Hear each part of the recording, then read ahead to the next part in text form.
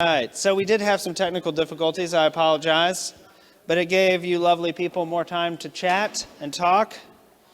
We're a little bit behind schedule today because of that, so I'm going to have to talk even faster than usual and blaze through this material because I keep saying that I'm going to leave ample time for discussion, and then we always have less time than I want. So today we face two obstacles to having discussion time.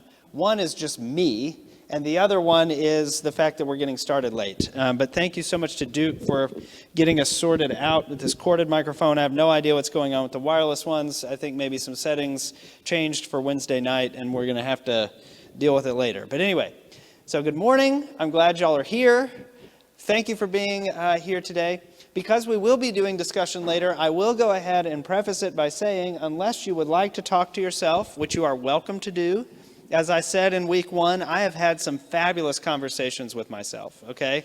So if you want to discuss the discussion questions by yourself, you're welcome to stay at your own table.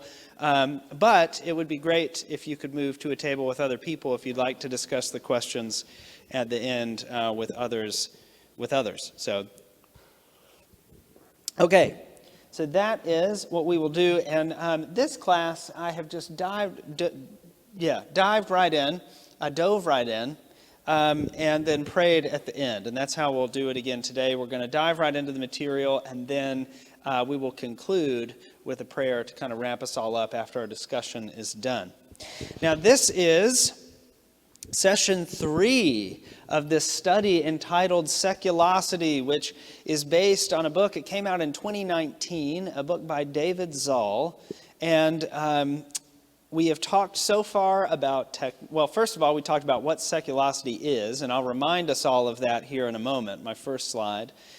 Because David Zoll likes to invent a lot of words, okay? He's really keen on inventing words, but there's 2 words that he's invented in particular, or coined in particular, that are relevant to this study, one of which is seculosity, and one of which we talked about last week, which was performancism, and we're going to revisit both of those here shortly. But so far we've talked about technology, the seculosity of technology. We've talked about last week the seculosity of work and busyness, not business, but busyness.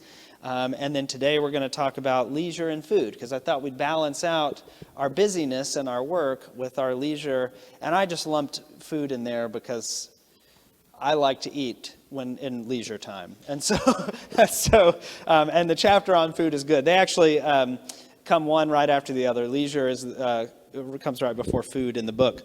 So as I've said before, the book is great, and I recommend you reading it, but there's no need to have read it or be reading it to do this class. We have taken a lot of the topics that he talks about in the book out of order anyway, and so they haven't really followed the same logic that he lays out in his book. But anyway, so today we're going to talk about the seculosity of leisure and food. But what do we mean when we say the word seculosity? What even is it? Well, this is how David Zoll defines seculosity. He says that seculosity is a catch-all term that, again, he invented for religiosity that is directed horizontally rather than vertically, right? It is religiosity that is aimed at earthly things rather than heavenly things. And he talks about, his central thesis is that even though organized religion statistically is lower than it has been in a long time, that we're actually more fervently religious than we ever have been. We've just displaced our religious impulse onto a whole bunch of other things in our lives. And I actually think that his kind of cultural criticism is pretty perceptive. Another thing that I like about this book is that he's very careful not to make this book a kind of like capital R religion is good and earthly things bad, okay? He doesn't do that. And he says, because of course all of the things that he mentions in this book, like leisure and food, for instance, which we're going to talk about today, are actually good things. They're not bad things. Okay, next week we're going to talk about romance and parenting, neither of which are bad things in and of themselves. But his thesis is that we take these things and we try to derive our sense of self, our sense of purpose, our sense of belonging, what he calls our enoughness, okay? He talks a lot about this, our enoughness from each of these things, and that's where we start to go wrong, because we invent religions, therefore, that are absent a pretty crucial piece of our own, and that's grace. Okay, grace is obviously a pretty core tenet here. So this is the term that he coined to come up, the term that he coined to describe this was seculosity as opposed to religiosity. Got to caffeinate this morning. I am still struggling. I mentioned this at the 8 a.m. I am struggling mightily with the time change still. We sprung ahead last week, and then Carly and I spent all week in Louisville, Kentucky, which is in Eastern time. And so we didn't even have a day to get used to springing forward, and then we sprung forward yet again, and we're like 2 hours off all week, and then we came back, and anyway. So I'm a mess this morning, I guess is what I'm saying. Okay, so that's seculosity. And then this we talked about last time, and I want to revisit it briefly because this is a really important concept that undergirds all of what we're going to be talking about for the rest of this study. And it was this word, performancism. Performancism, okay? And performancism, according to David Zoll, is the assumption, usually unspoken, that there is no distinction between what we do and who we are. So that we are principally defined by how we perform and produce, which is something we'll talk about today.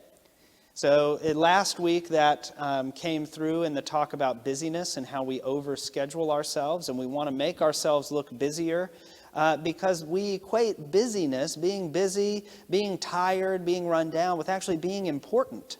You know, the more that you have on your plate, the more important you must be. The more overscheduled you are, the more in demand you must, right? And so we create this virtue out of actually things that aren't really great. I talked last week about how being exhausted and overscheduled all the time is actually not a thing you should strive to do, right? And yet, we do it. I call this the exhaustion Olympics. You know, when you say to somebody, if someone asks how you're doing, and you're like, oh, I'm just so tired. You know, I've been so busy. And then instead of that person saying, oh man, you know, I'm sorry to hear that. That's rough.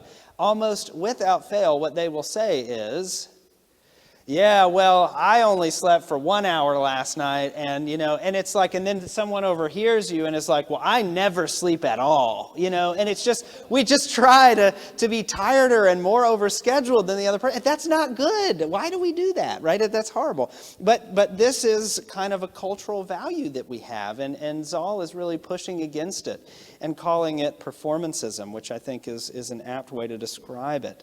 And he talks about, there's all sorts of things wrapped up in performancism, like scorekeeping and our ability to kind of measure ourselves against other people and compare ourselves, and we're never quite ever measuring up to the benchmark, and so we tend to feel even more exhausted and even more anxious because we feel like, oh gosh, you know, I'm so busy already, but I could be doing more, you know, and we just kind of keep running ourselves ragged. And he talked about how this actually comes with some pretty significant cultural impacts beyond just, you know, the sort of hilarity of trying to be more tired than your neighbor, right? Is that this actually leads to some pretty significant health outcomes, right?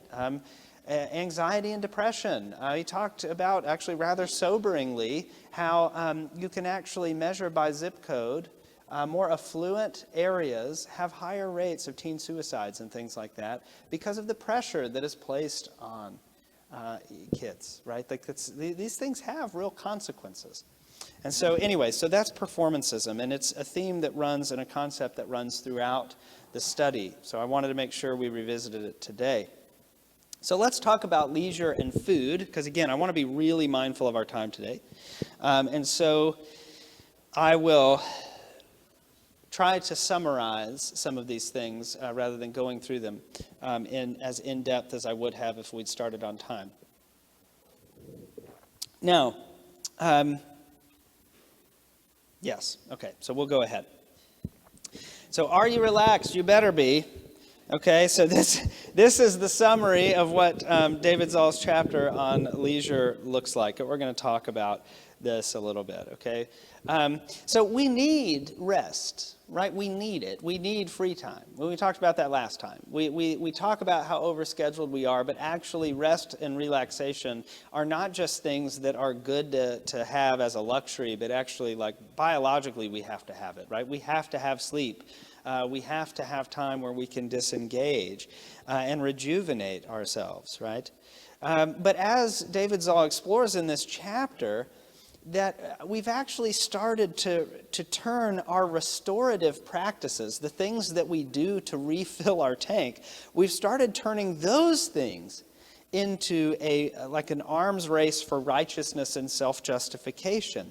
And this race undermines the very purpose of all of those practices in the first place. And he talks about a few of these areas that we do this: our exercise, play, rest, sleep, as well as like just our hobbies, the things that we do for fun, and the fact that we no longer really have hobbies. And I'll talk more about that in a little bit. Because all we start to do now is see everything that we do, even our rest, as having no intrinsic value apart from its ability to make us better at performing or producing. Okay? So it kind of goes back to that performancism thing. And I know I feel this all the time, that I actually will sometimes drive myself into a fit of anxiety on my day off because I'm not resting enough or disengaged enough. And I start to like go, oh no, and then tomorrow I've got staff meeting, and if I don't rest right now, I'm just going to, and then all of a sudden my day off turns into just like this anxiety spiral, which is really ridiculous and kind of dumb, actually.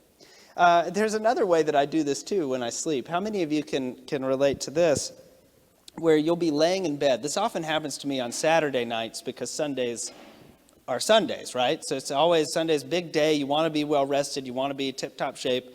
Y'all all know that doesn't happen every week. But nevertheless, I would like to be in good form for you on Sunday mornings, right? And so I'll try to get in bed early on Saturday nights. But that's very difficult to do, especially now with the baby, because after baby goes to bed around 7, that's when we can do like all the other stuff, like laundry or whatever. And so no matter how much we try, it's like I can't get in bed before 11 on a Saturday, right? But yet, I get in bed and I know what time my alarm's going to go off. And it's not a good number, right? Like it's not. And so I'll be laying there and I'm like, I have got to go to bed. If I do not go to bed, I'm going to be so sleepy tomorrow, and I'm going to be so stressed. And the stress of feeling like I need to go to sleep makes it impossible to go to sleep, which makes me more stressed out, so then I don't sleep, right? And it's this sort of spiral. Because the idea is our rest is there in order to prime us to be able to perform and produce in the way that we need to. Now, some of that is true. You do need to sleep so that you can be, again, kind of on your best game the next day. But we kind of take this same mentality and we apply it to all of these things that used to just have intrinsic value on their own. So he begins the chapter by talking about exercise, and he mentions things like Soul Cycle or CrossFit. I don't know how many of you are familiar with these things. CrossFit in particular, there's been a lot of articles written about it and the way that it is very religious in its people who do it. The joke, actually, which he mentions in the chapter is, how do you know if someone does CrossFit? Don't worry, they'll tell you, right? Because people become very, very zealous, and they become evangelists for CrossFit. And CrossFit demands an incredible amount from you. I mean, not only is it a really hard workout, but it is like, it's a mentality. It's a way of life. And so there's a lot of religious kind of overlay in the way that we exercise, and the reasons why we exercise. It's not just to be healthy.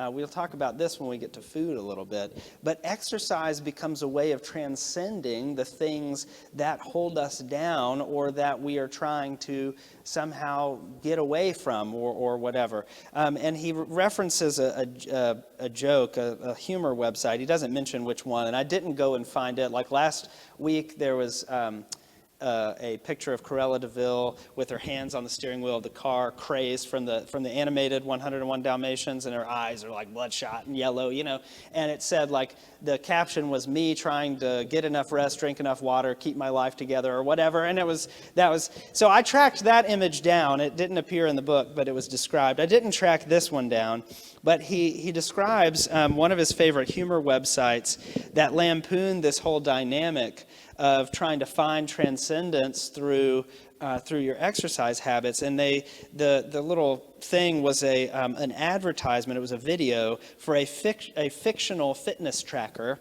That's hard to say. Fictional fitness tracker called the Nike Run Logic Plus.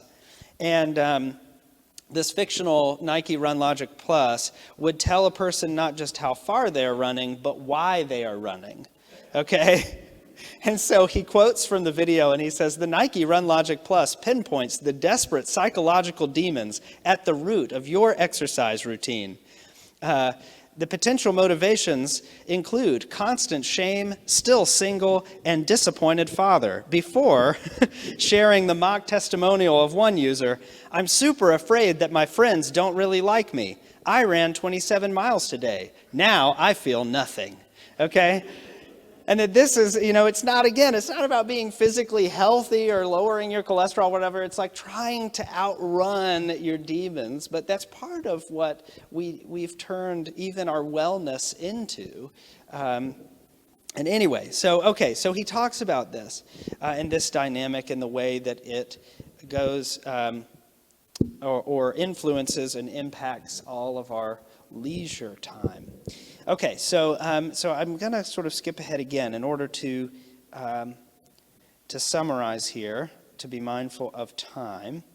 So there are two things that he mentions that are sort of interrelated. One is play, okay, and one is hobbies, which is just what adults say playing is, okay? So, and he talks about how play, and he defines it, and we'll talk about this in our discussion questions. He quotes from a Boston College researcher who has this 5-point definition of what play is, what defines play. And he talks about how we don't really leave time for this anymore. And actually we don't see much value in it, or at least we hadn't for a while. If you notice, recess often goes away in schools. This has been happening a lot over the past decades. And kids don't really play anymore. I was recently listening to I can't remember if it was a podcast or if it was like a thing on NPR or something, but it was actually about this dynamic, that kids don't have time for unstructured play, and that's actually having significant mental health impacts, as well as physical ones, on our children. But the thing is adults aren't immune to this. Adults aren't immune to this. Zoll talks about how we often don't have hobbies anymore. Younger generations don't have hobbies. You only have a side hustle, okay? Something that you can monetize. And so if you have a hobby and you can't somehow sell it on Etsy or turn it into something else, it's sort of deemed as not worth doing. And that's actually really, really bad for our overall well-being, because devoting yourself to a project simply for the love of the thing that you're doing is a really important part of what it means to make us human. But as we talked about both in our discussion of technology in week 1 and then busyness and work last week, when we're defined so much by what we produce, something doesn't have intrinsic value, and we don't have intrinsic value apart from an activity's ability to either make us better or to produce something that can, give us a profit us in some way. And play is the same way. So he actually talks about how in the past few years there's been this resurgence in trying to recapture a sense of play. And so both in schools and in workplaces. But the irony at the heart of it is that it's all done in this attempt to also make you better at working, right? So play isn't important because play is important. Play is important because you need to score better on your math test or whatever.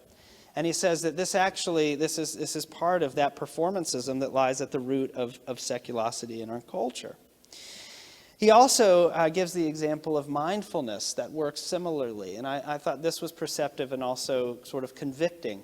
that in recent years, mindfulness meditation has become a really big thing. In fact, actually, year on year, the two of the biggest apps in any app store are Calm.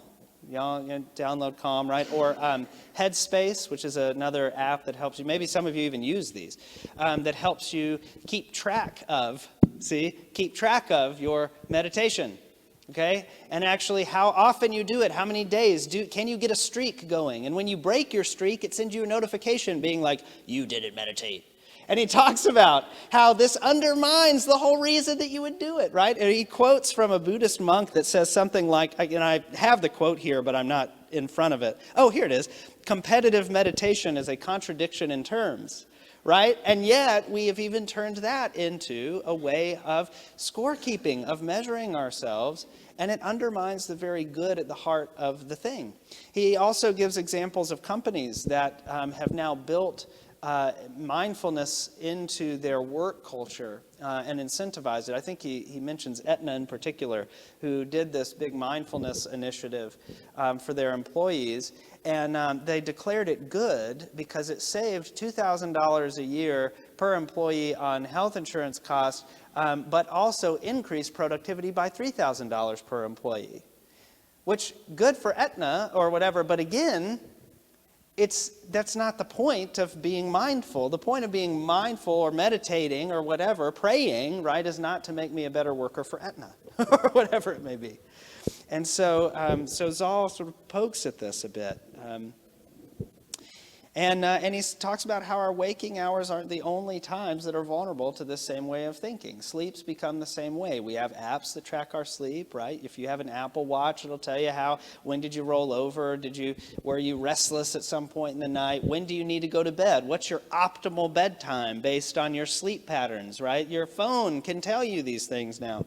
And it makes you incredibly anxious, or at least it makes me incredibly anxious. I don't want to put that on all of you. Y'all don't struggle with any of that. But so that even our sleep, right? It's this striving for optimization, that we can optimize ourselves like we talked about with technology, that we conceive of ourselves as not a person, a human being, but as a computer that can be upgraded, optimized, and configured to do what we want to do in the best way possible. And all of these things are allowing us to do this. Okay, well, so they purport, right? They purport to do that. Now, where Zoll ends this chapter is with a reminder of the fourth commandment. Any guesses as to which commandment the fourth commandment is? Yeah, honor the Sabbath and keep it holy. Yes, that's right. And he makes a really good point, which kind of cuts me a little bit, because he talks about the situation, not just what the commandment says itself, but he actually talks about that we need to be mindful of the context of when that commandment enters the scriptures. It's in Exodus, right after the Israelites had been led out of slavery in Egypt. And let's see, I want to actually get this quote right here. And so there are two places in the Old Testament where this commandment appears. One is in Exodus, one's in Deuteronomy. And he says both accounts of this commandment's announcement underline a departure from the slavery that the Israelites experienced while in Egypt. God goes to great pains to remind the Israelites that they are no longer slaves and therefore no longer synonymous with utility. Rest would be what would distinguish this new regime. And I had never really thought about it in that way before. I'd always thought, well, okay, in the creation account in Genesis, God does all this creating and then he rests on the last day, and so it's like we should just model God. But that actually the ability to rest is one of the things that defines our liberty as children of God. That our freedom is actually tied up in our ability not to be defined by what we produce, but simply by just us being. I honestly hadn't thought about it that way before, but that's how David Zoll ends this chapter, is getting us to think about that as the people of God in the way that our own, capital R, religious tradition speaks to this kind of seculosity. he ends the chapter by saying, we may be meting out comfort to ourselves on the basis of our efforts, but the rest that Jesus conveys stems from how God sees us, not how we see ourselves. God does not see us, this is the end of the quote, this is me now. God does not see us as valuable because of what we produce. God sees us as valuable because of who we are. And Zoll likens this kind of thinking to works righteousness, right? That we can somehow earn our salvation by what we do rather than by having faith in the work that God does for us, right? So this is where he ends there. Okay, so that's leisure. Now let's talk a bit about food, and then we'll be, food's not as long, so I think we'll have some good time to discuss today. Okay, let's talk about food. All right, so as we've seen, there are some themes that are emerging here. Scorekeeping is one of those themes that runs throughout. It's based on that performanceism idea. The idea that we can optimize ourselves is an idea that runs through the whole book. And of course, the idea of optimization being a mythic one, at least in David Zoll's mind. We cannot be optimized because we are absolutely flawed creatures on some level, and we're just human. We're not machines. And so you'll see these in his chapter on food as well. So as I said, one of the ways that I like to spend my leisure time is by eating, and so that's why I wanted to lump these two together, even though this is about something a little bit different than the chapter on leisure. So he begins by pointing out, I think rather perceptively, the way that we ascribe a moral framing to our conversations about food and what we eat, or what we don't eat. Sometimes actually we're more moralistic about what we don't eat than what we do eat, right?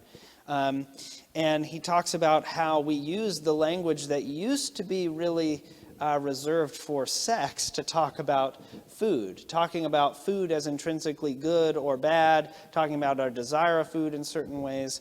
And he says, but like a food itself is not bad. Like eating a cake versus an apple, there's no moral difference, right? There may be a health difference, right? One is more nutritious than the other, but there is not a moral difference between an apple and a piece of cake. He doesn't use that example. That's my example, but that's the point that he's making. An apple is not morally different than a cake, but we ascribe a moral to it, right? So that if I go and if I eat a pizza one night, I may even feel guilty or shameful about it, and then the next day be like, all I'm going to eat today is lettuce, or whatever, because we feel like we have to atone for the decision that we made. And all of these are not, they're not relationship to food, right? They're a religious framing. They're a religious framework that we are ascribing to what we eat. That food is good, bad, that we are morally right, wrong by eating some of it, that we, and to say nothing of like, how we procure food, who has access to food, those things actually do have a moral and ethical framing. But what we often do is talk about, the fact that like black coffee would be better than a very sugary latte from Starbucks. And instead of just saying that this is probably more nutritious than that, I would say, oh, I was really bad this morning. I had a latte from Starbucks, right? That's the way we would describe it. And Zoll really wants us to be mindful of that, to notice that we do that, and to examine why it is that we do that in this chapter. Okay, and he also says it's not just, now diet culture plays a huge part in his examination of our relationship with food, and that makes sense for all the reasons that I just described, but he also talked about foodie culture, of which I would consider myself a part. I love eating at interesting restaurants. I love trying to source my food in what I believe to be ethical ways. So shopping at farmers markets or getting meat that was not produced by a factory farm, et cetera, et cetera, et cetera. And I do this because I believe it's the right thing to do, right? I do ascribe sort of a moral imperative to it. But I also do it because I think there's something like somehow intrinsically important to eating local when possible or something like that. And he talks about how foodie culture, it very much mimics a religious movement because you have certain figures, celebrity chefs and things like that, that become the sort of progenitors of the movement. They talk about what all the stuff. You watch their shows, you read their books, et cetera, et cetera. And then, not only do you do that, but then you make pilgrimages. You go on pilgrimages to find these restaurants, to eat in them, to go to. And of course, no one in Texas at all can relate to that with people who go and find the most authentic barbecue, right? That's like, barbecue is its own denomination of foodie culture. It's like the Roman Catholicism of foodie culture, something like that. Because I can't tell you how many people, since Carly and I have moved here, all of my friends have asked, have you eaten at this place, have you gone to Snow's, have you done all these, places you got to go to make the pilgrimage in Central Texas to eat at the most authentic and most delicious barbecue places, taco places, same thing. And so it is, there's this kind of, again, this religious impulse to it that is present there. And in fact, he says, some critics suggest that food has actually replaced art as the outlet of high culture in the West, that this has become actually sort of more culturally important to us as in the same way that, sculpture was in the 1500s or something like that. Okay. Because, as he quotes an academic as saying, food now expresses the symbolic values and absorbs the spiritual energies of the educated class. It becomes invested with the meaning of life. It is seen as the path to salvation for the self and humanity. And indeed, our national conversation about food is soaked in religious language. And I will say, that is, the chapter on food, I will say too, is a little, for me at least, a little fraught because of two reasons. One, food is a significant container of meaning for us, right? Like, food is one of the biggest kind of pieces of a culture, right, is what food you eat. Like when I think about growing up in the South, one of the first things I think about as an identity marker of that culture is the food that I ate, right?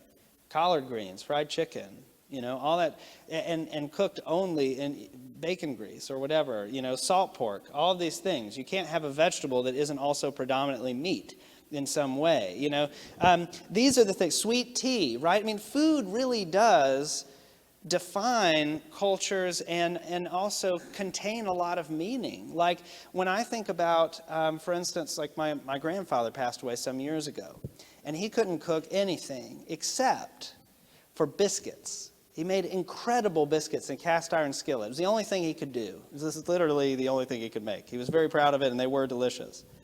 And every time I make those biscuits, there's a connection between myself and my grandfather that is very palpable and deep. When I taste it, when it's the outside's like really crispy. His biscuits were really crispy, and then they were really flaky on the inside. They had like a little crunch on the bottom. And so when I eat one and I bite into one, especially if it's got homemade fig preserves on it, that there's so much richness and meaning for me wrapped up in that food. And so it's challenging because I think the lines are very blurry in this one. I could read the chapter on leisure and whatever and go, oh yeah, I see that. But in this one I was like, oh, but it kind of does do that though. Food does actually serve as a conveyor belt of meaning for us. Now he does say and talk about how food has always been wrapped up in especially religious cultures, right? There are different dietary laws across a whole bunch of different religious traditions for various reasons. And so food's always been sort of ritually important. But his point in this chapter is more to talk about how food taken out of a religious context has started to become a religion unto itself. Okay, and that's kind of his thesis there, which you can argue with or not. But that's what he's talking about. And I always think, food's very important. And one of the reasons I actually almost went and did a PhD on food and its place in like modern foodie movements and their place within Christian theological thought, the theological of food at Duke. There's a guy named Norman Wiersbe there who writes about the theology of food, and I was really into his stuff. And when I was done with my first curacy, I almost went there and studied that needlessly for 7 years. But then I realized, well, I'd only come out the other side and do this very thing that I'm doing here with you today, so I didn't go and do that.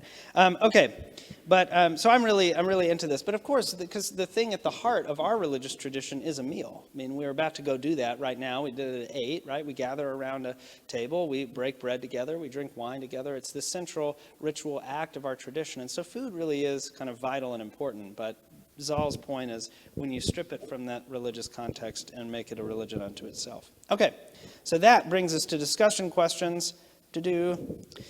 So here's the first one that I'd like for us to discuss at our table, and it's about play. Here's that 5-point definition of play that I didn't talk about in my presentation as I was trying to run through it, but it's here in this question.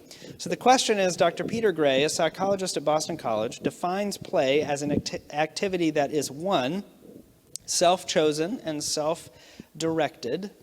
2, it is intrinsically motivated, so not extrinsically, right? So it's something that you're doing because you want to do it. It's structured by mental rules. It's imaginative, and it's produced in an active, alert, and non-stressed frame of mind. So my questions for all of you to discuss is, do you have any activities in your own life that fit this definition?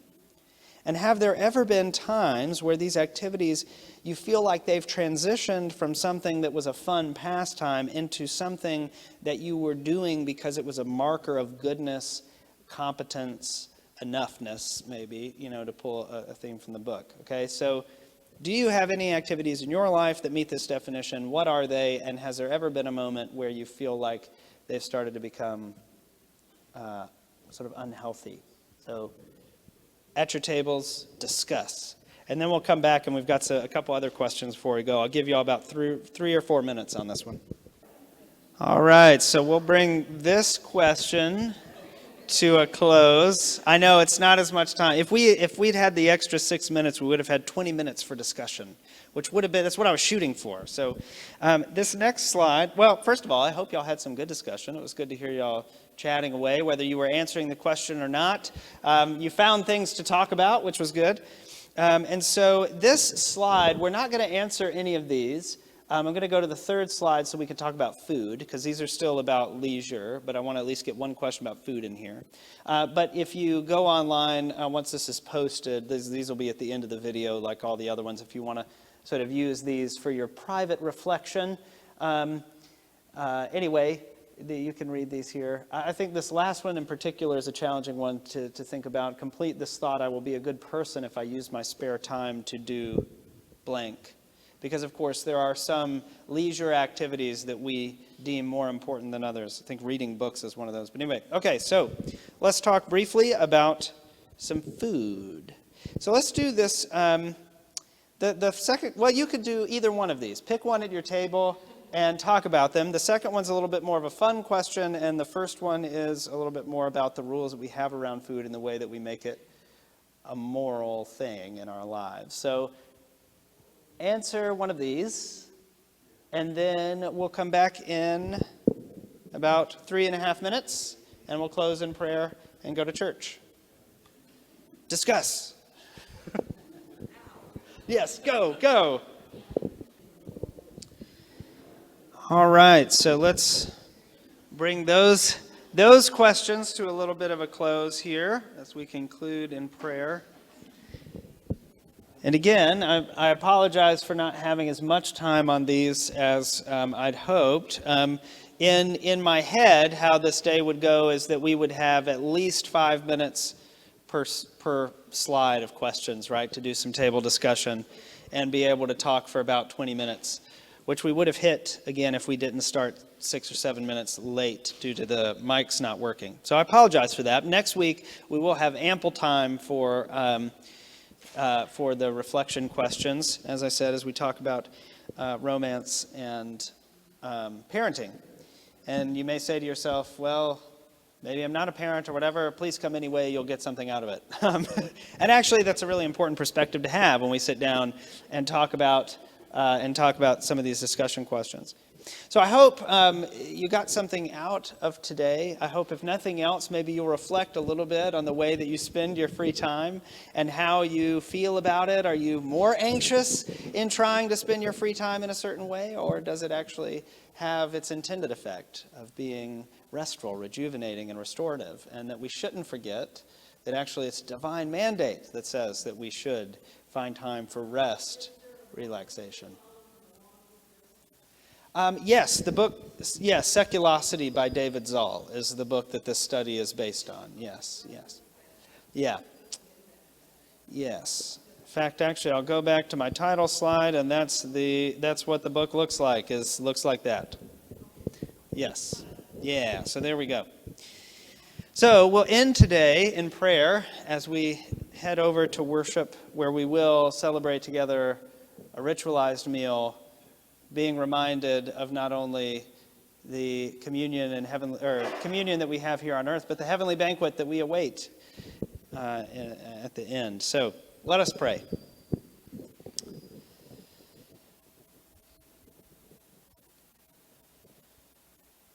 Good and gracious God, I thank you for rest. I thank you for food, for the bounty of our tables, for the opportunities that we have to dine with one another, to converse with one another, to be at ease with one another. And though St. Augustine reminds us that our hearts will be restless until they find their rest in you, I pray that on this earthly journey to that point, you would help keep us mindful of the ways that we could be more restful. That you would remind us and root us in the fact that some things are just worth doing because they're just worth doing. They don't have to be worth doing because they make us better at our job or more effective or more productive, but just simply because we delight in doing them, which is, of course, what you delighted in creation. Genesis reminds us that when you created us, you declared us good. Not because we could produce anything. That's actually what happened after we messed up. But anyway, I pray that you would just keep us mindful of that always, that we would find our rest and rejuvenation. For it's in your name that we pray. Amen.